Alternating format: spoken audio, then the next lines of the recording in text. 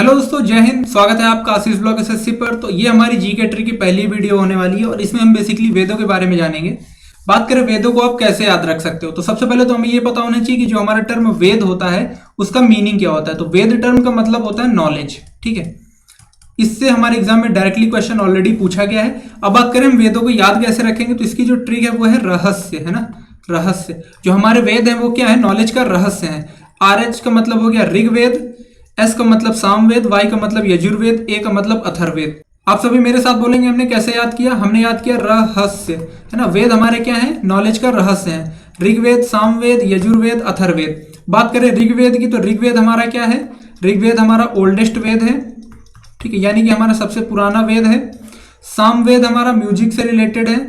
ऐसा याद करके रख सकते हो कि शाम के समय ना म्यूजिक वगैरह सुनने का बहुत ही मन करने लगता है। यजुर्वेद हमारा यज्ञ से रिलेटेड है, यानी कि ऐसा याद करके रख सकते हो, इसमें हमारा यज्ञ वगैरह के बारे में दिया गया है, यानी कि हमारे सैक्रिफाइसेस और हमारे रिचुअल्स कैसे होने चाहिए, यानी कि हमें कोई भी पूजा पाठ कैसे करना चाहिए। अथर्ववेद हमारा अर्लीस्ट वेद है, यानी कि ये बहुत ही हाल ही में लिखा गया वेद है हमारा। और साथ में ही इसमें हमारा मैजिकल चार्म है ना, मतलब मैजिक से रिलेटेड हमारा ये वेद है।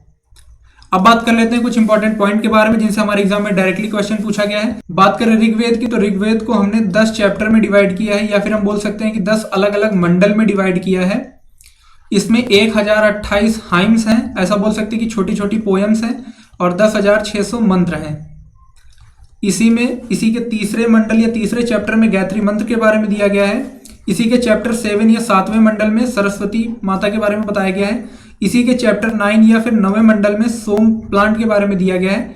और इसी के चैप्टर 10 में वर्ना सिस्टम के बारे में दिया गया है, जिसी को हम क्या बोलते हैं, जिसको ही हम बोलते हैं पुरुष सुक्ता, यानी कि पुरुष के शरीर को समाज के 4 वर्णों से रिलेट किया गया है, ब्राह्मण, क्षत्रिय, वैश्य और शूद्र।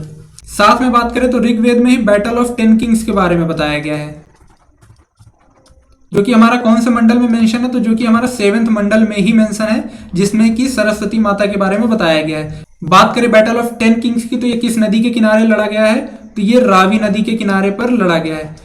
अब बात कर लेते हैं एक इंपॉर्टेंट क्वेश्चन की, जो कि हमारे एग्जाम में डायरेक्टली पूछा गया है। द वर्ड सत्यमेव जयते, सत्यमेव जयते कहां से लिया गया है, तो इसको आपको आंसर कमेंट में बताना है।